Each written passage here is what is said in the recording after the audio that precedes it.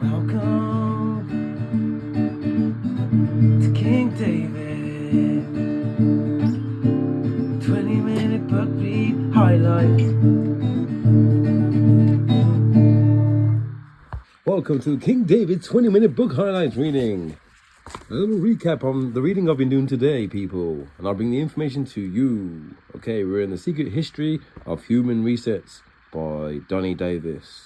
Today we're going to be looking at Swirling's Ditch, 250 of canals fully functioning in 1885. Okay, very strange for that to have been the case, seeing as these places were meant to have been newly discovered and that, like, and so all these buildings that were there that they're trying to make out that, like, they adapted these buildings, like, after the mud flood, they dug it all out, man. Understand? They switched stuff around, man. There were powerhouses, man. Energy centers, man. Buildings designed to collect the energy in certain areas of the town and cities, and they've just all been kind of like built round with different, like, with modern, or you'd say modern, or kind of like building styles of today. You know what I'm saying? So forgive me if I pronounce this incorrect. Hohokam. The Hohokam Indians built between 250 to 500 miles of ancient canals in 200 AD, fanning out from the Salt River to irrigate the desert and grow crops. But the Hohokam Indians disappeared. How convenient they disappeared. No, I don't think they actually really did disappear. Do you understand? I think paper genocide happened, man. So it didn't look so bad on paper. Do you understand? What happened with the doctrine of discovery coming into our lands, rape, robbing and murdering us, man. In fact, the name Hohokam is interpreted to mean those who have vanished. Just like when they used to use us as insurance, insurance deals, man, on the ships, innit? So, like, you basically, for insurance claims and that, they'd, like, purposely kill us off, man, or pretend that groups of us have been lost at sea and making out that we were travelling from Africa. And in matter of fact, we were on our lands, seized on our lands, and you understand, our identity was stolen and that. Just trying to show you, Christopher Columbus didn't just discover America, alright? There's plenty of evidence to show and suggest that there were other people there, man, and they were my people, the Israelites. For 400 years, the canals endured flash floods and were cooked by the sun. And a man named Jack Swilling was inspired by these canals and built more canals in Wickenburg with a team of 15 other men. His popularity grew, and they dug more canals on top or near the Hohokam canals. Forgive me, where am I not? The Hohokam,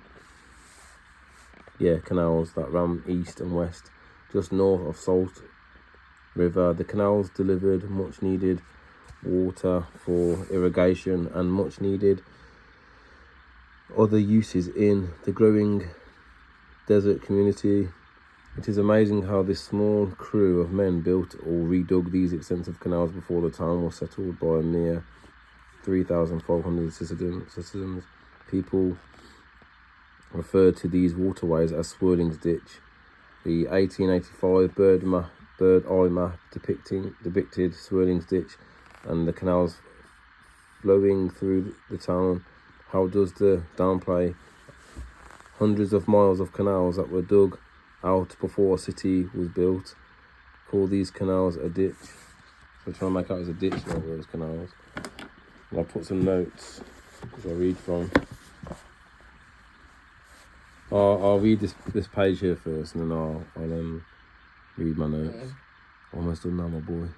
Salt Lake City has the same type of neoclassical architecture as the rest of the world from our previous period in history, without much difference. The difference is that Salt Lake City is not much more than 100 years old. Salt Lake City is a relatively new city, established shortly after San Francisco. The feasibility of building out such an advanced, high-developed city in such a short period of time without advanced technology seems impossible. It's one thing to see advanced, intricate neoclassical architecture in Europe, the Middle East, and style compromises most of a city built out in less than 50 years by people who arrived on horse, wagon, oxen, and the clothes on their back seems unbelievable, especially when the population was so small and had no modern machinery or massive manpower. That's because people part of secret societies have lied to us in the education system.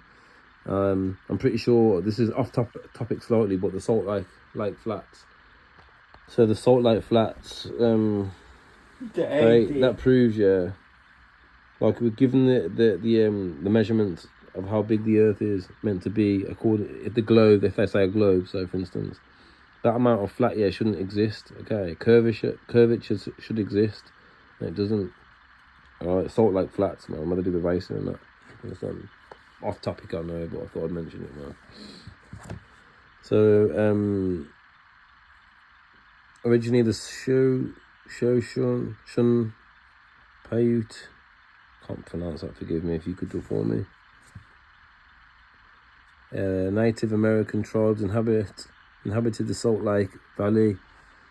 Brigham Young led the first non-Native Americans into Salt Lake Valley. His group of 143 men, 3 women and 2 children founded Salt Lake City on 24th of July, 1847, whatever. The California Gold Rush was brought many people through the city on their way to seek fortunes. The Congress organized the Utah Territory in 1850. So Utah, Yehuda, Utah. Okay, etymology, man. Trust me, that's where all the shit happened. The Grand Canyon, Why is 90% of the Grand Canyon off limits, man?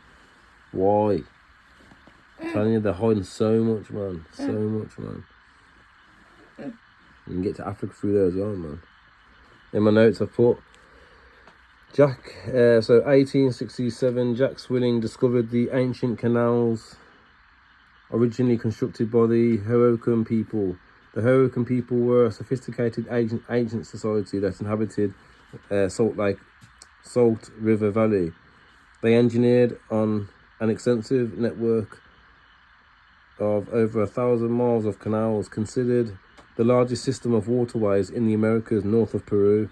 Many modern canals that cross the Phoenix metropolitan area today were built by retracing and expanding the Hohokam's original engineering and routes.